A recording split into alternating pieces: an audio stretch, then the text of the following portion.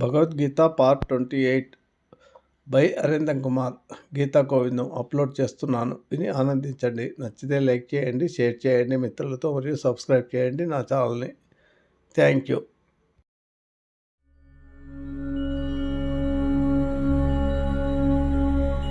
Lakkaraju Muralidhar Rao astro and remedies ఛానల్కు subscribe చేసుకోండి. శ్రీ గురుభ్యో నమః. గీతామగ్రంథంలో 28వ రోజు. వ్యాసాయ విష్ణురూపాయ వ్యాసరూపాయ విష్ణవే నమో వై బ్రహ్మనిధయే వాసిష్ఠాయ నమో నమః.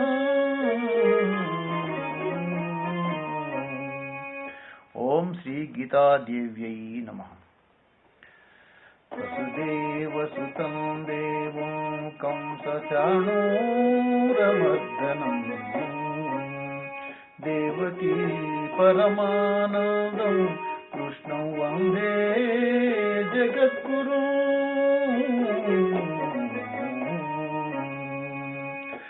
ఓం నమో భగవతే వాసుదేవాయ.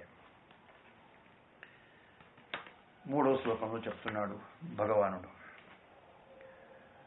అర్జునులో ఉన్నటువంటి ఆ యొక్క అనాసక్తి అవన్నీ కూడా తీసేయడం కొరకు కొద్దిగా కఠినంగా ఆయన విషయాన్ని గుర్తు చేస్తున్నాడు. క్లైబ్యం మాస్మగమ పార్థ నైతత్వయుపపద్యతే క్షుద్రం హృదయ దౌర్బల్యం త్యక్తోత్తిష్ట పరంతపః.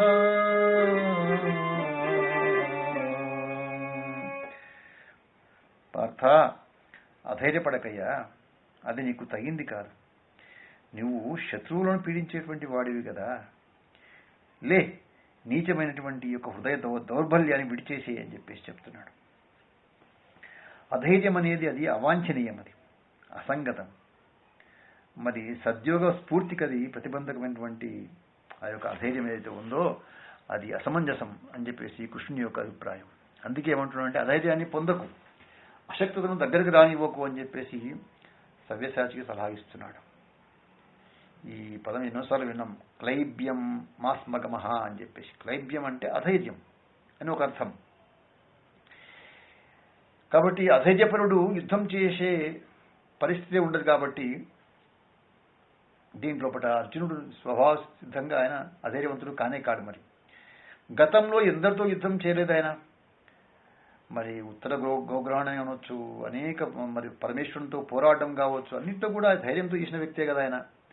కాబట్టి అర్జునుడు మంచి వీరుడు, ఆయన రణధీరుడు. ఆయన ఇక్కడ ఈ సందర్భంలో అర్జునుడిని పార్థ అని చెప్పేసి ప్రబోధించాడు భగవంతుడు. పార్థ అని పేరు ఎందుకు వచ్చిందంటే పృథాదేవి ఉత్తమ క్షత్రియ స్త్రీ, ఆమె కుమారుడివి అని చెప్పేసి అది గుర్తు చేయడం ఆయనకు. కాబట్టి నీ విషయంలో ఇది తగదయ్యా. అధైర్యం అనేది ఏదో శాపవశాత్తు గతంలో గృహణలాగా నటించాల్సి వచ్చిన పరిస్థితి, కాబట్టి అది అయిపోయింది. అది ఇప్పుడు అది లేదు కదా. కాబట్టి ఎటు చూసినా ఏ అర్థాన్ని ఆశ్రయించినా సరే క్లైబ్యం అనేది నీకు తగింది కాదు అని చెప్పేసి గుర్తు చేస్తున్నాడు స్వామి ఇక్కడ. అర్జున, అధైర్యం నీకు సంబంధించింది కాదు. తగులాడు స్వభావం గల క్షత్రియుడవే కానీ పిరికితనాన్ని పేడితనాన్ని చూపించడానికి నువ్వు తగవయ్యా. ఇది నీ యొక్క ప్రవర్తనకు తగదు అని చెప్తున్నాడు. బుద్ధి ఎప్పుడైతే బలహీనపడుతుందో, హృదయం విషాదభరితమైనప్పుడు, మనసును నియంత్రించే శక్తిని మనిషి కోల్పోయినప్పుడు, ఆ విపత్కర పరిస్థితి నుంచి బయటపడడానికి ఏం చేయాలట? తన శక్తి సరిపోయినప్పుడు మరొక చోట నుంచి సహాయం అవసరమై ఉంటుందట. ఆ సహాయంతో తన అశక్తత నుంచి బయటపడి మనిషి శక్తివంతుడు అవుతాడట. మరి మరొక చోట నుంచి సహాయం అందడం అంటే అది వ్యక్తి నుంచి కావచ్చు, ఒక పుస్తకం నుంచి కావచ్చు, ఒక లక్ష్యం నుంచి కావచ్చు, ఒక సన్నివేశం కూడా సరిపోవచ్చు. ఏదైనా సరే అటువంటి పరిస్థితిలో ఆ సహాయం అంది ఏదో అది శక్తి ఉత్పాదక యంత్రంగా పనిచేస్తుందట. అది ప్రతి మనిషిలో కూడా నిజానికి నిగూఢమైన శక్తి ఉంటుంది. అదేవిధంగా కొంత అశక్తత కూడా ఉంటుంది. బలాబలాలు ఉన్నవాడే మనిషి. వ్యక్తిలో 2 ఉండొచ్చు, కానీ ఒకే సమయంలో రెండింటినీ చూపడం అనేది సాధ్యం కాదు. ఏదో ఒకటే బయటపడుతూ ఉంటుంది. కొన్ని సందర్భాల్లో ధైర్యం కనబడుతుంది, కొన్ని సందర్భాల లోపల అధైర్యము కనబడవచ్చు. ఎప్పుడు ఏది వస్తుందో ఏ స్థాయిలో ఉంటుందో చెప్పడం కష్టమట. బలం బలమే కాబట్టి బాధ ఉండదు, కానీ బలహీనత ఆక్రమిస్తే దాన్ని నివారించుకునే ప్రయత్నం తప్పకుండా చేయాలి. అది కూడా మనకు సాధ్యం కాకపోతే మరొకరు సలహా రూపంలో తీసుకోవచ్చు మనం. మరి ఆ యొక్క సలహాలు కూడా ఎట్లా ఉండాలంటే సముచితాలుగా ఉండాలి, అంతేగాని అనుచితాలుగా కాకూడదట. కాబట్టి సలహాలు ఎవరైనా ఇవ్వగలరు, అదొక పెట్టుబడి లేని వ్యాపారం సలహాలకు. కొందరికి అనవసరమైనటువంటి వ్యాపకం కూడా అది, కానీ ఆ సలహాలు సముచితాలు కాకపోతే మాత్రం ఆ తర్వాత అంతా కూడా ఏమవుతుందంటే అనుచితమే అవుతుంది, అనాదరమే అవుతుంది, అహితమే అవుతుంది. అందువల్ల సర్వజ్ఞుడైనటువంటి శ్రీకృష్ణుడి సందర్భం లోపట అనితర సాధ్యంగా అసమాన వైభవంతో మాట్లాడుతున్నాడు ఆయన. పార్థ, అధైర్యపడకు, నీకు తగదు. క్షత్రియ వీరా, అధైర్యానికి నీవు తగవు అని చెప్పేసి గుర్తు చేస్తూ, నీవు యుద్ధం చేయడానికే నీకు అవకాశం ఉంది లే అని చెప్పేసి ఆ విధంగా గుర్తు చేస్తున్నాడు అన్నమాట శ్రీకృష్ణ పరమాత్మ. బలాబలాలు నిజానికి ఇక్కడ ఉంటాయంటే బుద్ధిలోనే ఉంటాయట. బుద్ధి నుంచే బహిర్గతమవుతుంటాయట. బుద్ధిలోనే బలం ఉంటుంది, బుద్ధిలోనే బలహీనత కూడా ఉంటుంది. ఏది బుద్ధిలో ఉంటే అదే బ్రతుకులో కలుగుతూ ఉంటుంది మనకది. అందుకే మనసే మనిషి అంటుంటారు ఇది కొంతమంది శాస్త్రవేత్తలు అన్నమాట. ఆలోచనలు భావాలు తేజోవంతంగా ఉంటే బ్రతుకు తేజరిల్లిపోతుంది. ఆ పని ఎవరికి వారు చేసుకోవాలి. ఆ విధంగా చేసుకోవడం సాధ్యం కానప్పుడు ఏం చేయాలంటే ఇంకొక సహాయం తీసుకోవాలి. ఆ విధంగా ఆ చేయూతనిచ్చే వ్యక్తి ఆచార్యుడే అయితే అప్పుడు చిత్తం ఏమైతే చిగురిస్తుంది, బ్రతుకు పరిమళిస్తుందట. అర్జునుడికి కురుక్షేత్రంలో అటువంటి సహాయమే అవసరమైంది. అదృష్టం తోడై అచ్యుతుని యొక్క అండ ఆయనకు లభించింది అక్కడ. మరి నిరసించినటువంటి అర్జునుని మనస్సును శక్తివంతం చేసే ప్రయత్నంలో శ్రీకృష్ణుడు ఏం చేశాడంటే బలమైనటువంటి ఒక రసాయనాన్ని ఈ శ్లోకంలో ఆయనకు నూరిపోశాడు. ఆయన నిజానికి అది వడ్డించాడు. ఆయన పనిగట్టుకొని త్రాగించాడు అర్జునుడితో. పనితనం ఏమిటో ప్రదర్శించి చూపాడు అనమాట. నిద్రించినటువంటి ఆకాశాన్ని సూర్యుడు వెలుగుతో తట్టి లేపినట్టు నిర్వీర్యమై కూలబడినటువంటి అర్జునుని అంతఃకరణంలో వివేక దీపాన్ని వెలిగించాడు అనంతుడు. అర్జున, దారుణమైనటువంటి ఈ విషయంలో ఈ అవివేకం నీకు ఎట్లా వచ్చిందయ్యా? ఈ మనోవ్యాధులతో నీకు ఎట్లా దాపురించిందయ్యా?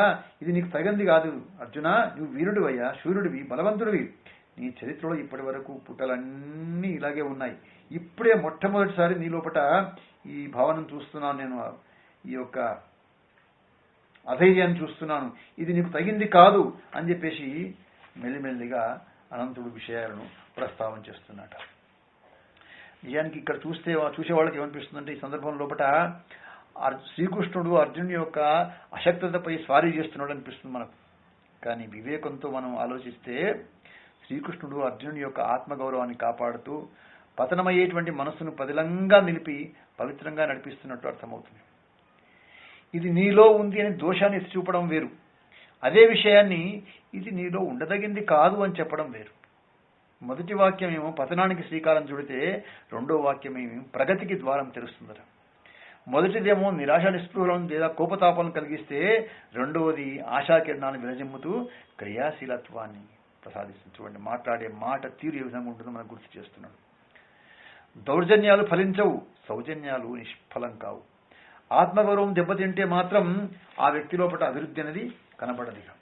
మనిషికి పశువుకు తేడా ఇక్కడే.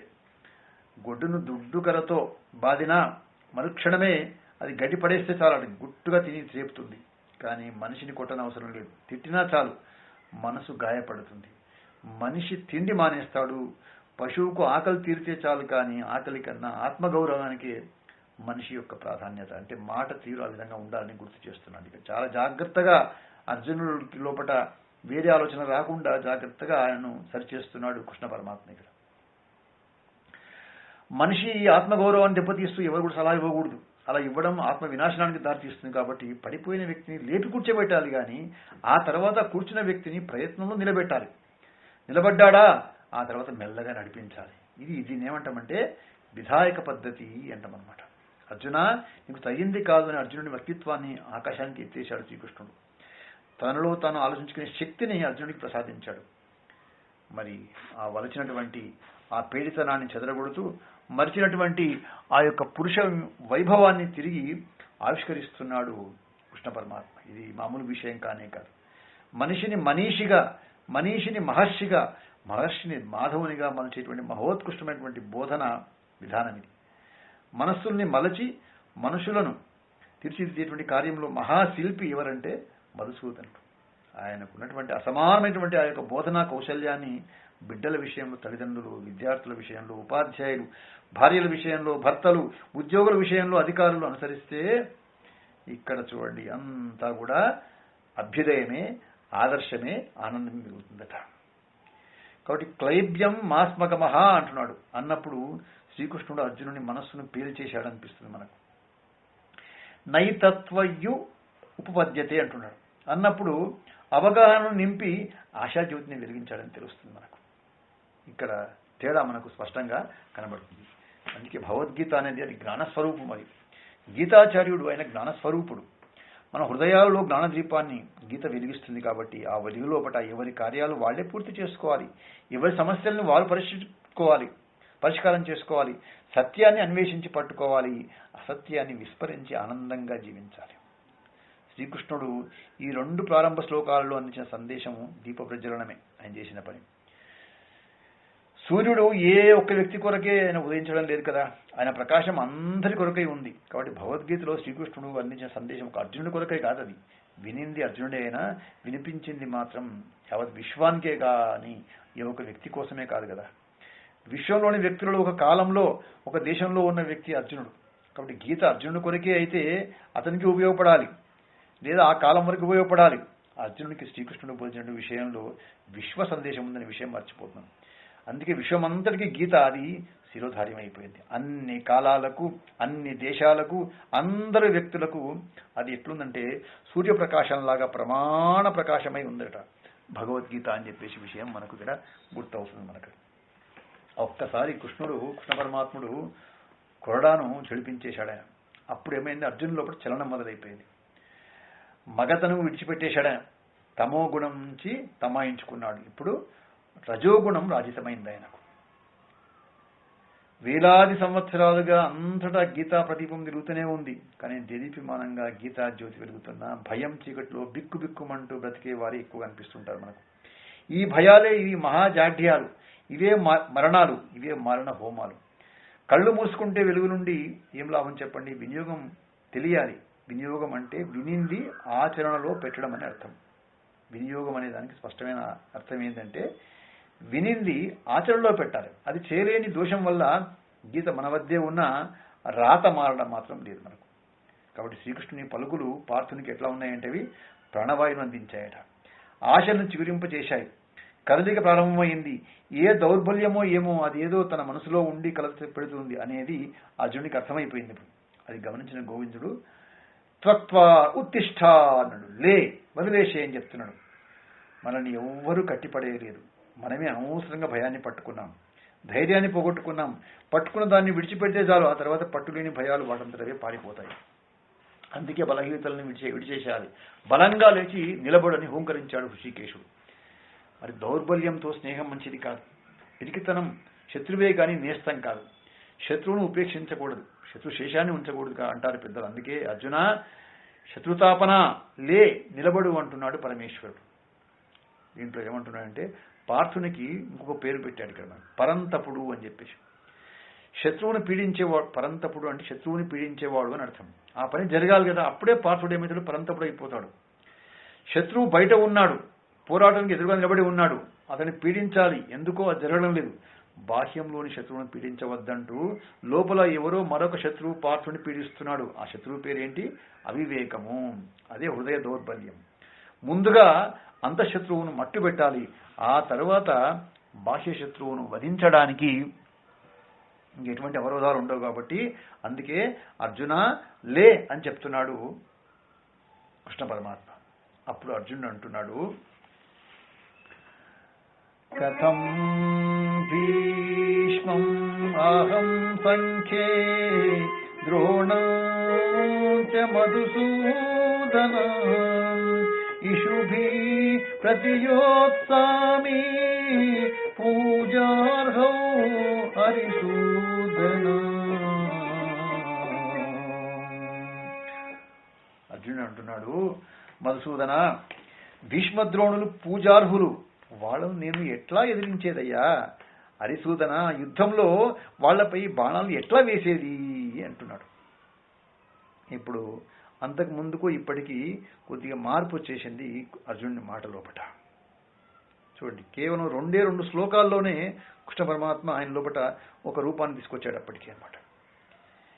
ఇంతకుముందు అవగుణం ఎక్కడి నుంచి వచ్చింది కాబట్టి అప్పుడు భయాన్ని విడిచిపెట్టమని చెప్పాడు కాబట్టి ఆ భయంని మెల్లిమెల్లిగా తీసేసుకుంటున్నాడు అర్జునుడు తనలో నుంచి కృష్ణ పరమాత్మ యొక్క మాటల వల్ల. ఇక్కడ జాగ్రత్తగా చూసినట్లయితే మనకు అనిపిస్తుంది, కృష్ణ నేను యుద్ధం చేసే స్థితిలో లేను అనేది వాస్తవమే. దానికి కారణం ఏమిటి? నేను భయపడి యుద్ధం చేయడం లేదని అభిప్రాయపడినట్టు నీ మాటలు తెలుస్తుందయ్యా. నేను భయపడి యుద్ధం విరమించడం లేదు, పిరిగితనంతో పారిపోవడం లేదు. నా యుద్ధ విముఖతకు నాకు సరిపడని ఈ విధమైనటువంటి కారణాలు ఆపాదించడం నన్ను బాధిస్తుంది. కాబట్టి అయిష్టులను వధించడం సాధ్యమే, ఇష్టమైన వారిని ఎట్లా చంపాలి? ఎదురుగుండా భీష్ముడు, ద్రోణులు, కాబట్టి శత్రువులను చంపగలం, మిత్రులను చంపేదలా, బంధువులను చంపేదలా అని మదన పడిపోతున్నాను. కృష్ణ, నువ్వు నన్ను అడుగుతావేమో, మరి దుష్టులు అయినటువంటి దుర్యోధనాదులు కూడా బంధువులేనా అని చెప్పేసి. అచ్యుత, దుర్యోధన దుశ్శాసనాదులు చంపడానికి నేను వెనకాడడం లేదయ్యా. ఇటొచ్చి ఆ భీష్మ ద్రోణాదుల విషయంలోనే కలతపడుతున్నాను, వారిపై బాణాలను ఎక్కపెట్టడాన్ని ఊహించుకోలేకపోతున్నాను అని చెప్తున్నాడు. భీష్ముడెవరు, ద్రోణుడెవరు అని ఆలోచిస్తే భీష్ముడేమో కులవృద్ధుడు, పైగా గుణవృద్ధుడు, పెంచి పోషించినవాడు, వందనీయుడు. ద్రోణుడు ఆచార్యుడయ్యా, విద్య నేర్పినవాడు, విజయానికి బాట వేసినవాడు, కన్నబిడ్డ కన్నా నన్నే మిన్నగా భావించాడు, ప్రాణ సమానంగా నన్ను ప్రేమించాడయ్యా. ఇలాంటి వారిని ఎలా చంపేది? నాకు చేతులున్నది వాళ్ళని పూజించడానికి, వధించడానికి కాదు కదా కృష్ణ. వాళ్లకు నమస్కరించాల్సినటువంటి చేతులు వాళ్ళని ఎలా నాశనం చేస్తాయి? అచ్యుత, ఈ విధంగా ఆలోచించడం దుర్బలత్వమా? ఇది నాకు తగనిదే? వీరుడు ఇలా ఆలోచించకూడదా? ధనుర్బాణాలు పట్టగానే దూరం కావాలే, కవచం ధరించగానే కరుణను వదిలేయాలి. వీరుడు అంటే కఠినుడా? వీరుడికి ప్రేమలు పనికిరావా? మమతలు మంచివి కావా? అస్త్రశస్త్రాలే కానీ అనుబంధాలు అందాలు కూడా ఉండవా అని చెప్పేసి అర్జునుడి మనసులో భావాలు గుర్తు చేస్తున్నాడు ఇక్కడ. కాబట్టి పూజారులైనటువంటి పెద్దలను, గురువులను వధించటకు వెనుకాడడం అవగుణమా? కృష్ణ, అధైర్యం అనేటువంటి అవగుణంతో నేను యుద్ధాన్ని విరమించడం లేదయ్యా. అప్రియమైనటువంటి కార్యాన్ని ఆచరించలేకపోతున్నాను, అధర్మ కార్యాన్ని చూచి భయపడుతున్నాను, అంతే అని చెప్తున్నాడు. కడుపులో చల్లగలకుండా కబురు చెప్పేవాళ్ళు చాలా మంది ఉంటారు మాధవ. చెప్పేవాళ్ళు ఎన్నైనా చెప్తారు, చేసేవాళ్ళదే కదా కష్టమంతా. చెప్పడం తేలికే, కానీ చంపడం అంత తేలిక కాదు కదా. ఎవరైనా ఎన్నైనా చెప్పగలరు, అలాగని అందరూ అందరినీ చంపలేరు కదా. అంత మాత్రాన మరి కషాయాన్ని త్రాగించే ప్రయత్నం చేయడం సముచితమేనా? ఏమిటి, నువ్వేనా చంపేది, మేము చంపలేమా అంటావేమో. అందుకే నిన్ను మధుసూదనా అని పిలుస్తున్నా. నువ్వు చంపలేదని నేను అనడం లేదు. నువ్వు చంపింది ఎవరిని? రాక్షసుని చంపావు, మధు అనే రాక్షసుని వధించావు, అందుకని నువ్వు మధుసూదనం అయ్యావయ్యా. అయ్యా, నేను చంపవలసింది ఎవరిని? రాక్షసుని కాదు, మహాత్ముల్ని. రాక్షసుని వధించావు కాబట్టి అది నీకు బిరుదుగా వచ్చింది, మధుసూదన నామం మారుబ్రోగింది. నేను భీష్ముని వధిస్తే నన్ను జనం కీర్తిస్తారా? భీష్మారి అని నన్ను పొగుడతారా? ఈ కార్యం నాకు తగినదే? ఈ స్వర్గహేతువా? ఇది కీర్తికరమా కృష్ణ? అందుకే అంటున్నాను, ఇది నాకు తగినది కాదు. ఆచార్యులను చంపడం ఆర్యుల లక్షణం కానే కాదు కదా. ఈ అమంగళం నన్ను స్వర్గానికి అనుమతించదు కదా. ప్రపంచంలో శిష్టగర్హితమైనటువంటి కార్యాన్ని ఆచరించిన వ్యక్తిగా నన్ను చూస్తారయ్యా, ఇది అవమానం కదా, అకీర్తికరం అంటున్నాడు అన్నమాట. మధుసూదన, నా చేతల్ని చూసి చేదరించుకోకయ్యా, నా మనసు కూడా చూడు. నా మాటలు నా మనసును ఆవిష్కరించలేకపోతున్నాయేమో. సున్నితమైనటువంటి నా మనసును చూడు, సుహృద్భావంతో కొట్టుకుంటున్నటువంటి నా హృదయాన్ని చూడు అని చెప్పేసి ప్రాధేయపడుతున్నాడట అర్జునుడు కృష్ణుడితో అంట. గీతాశ్రయో అహం తిష్ఠామి, గీతామే చోత్తమం గృహం, గీతాజ్ఞానముపాశ్రిత్య త్రీన్ లోకాన్ పాలయామ్యహం.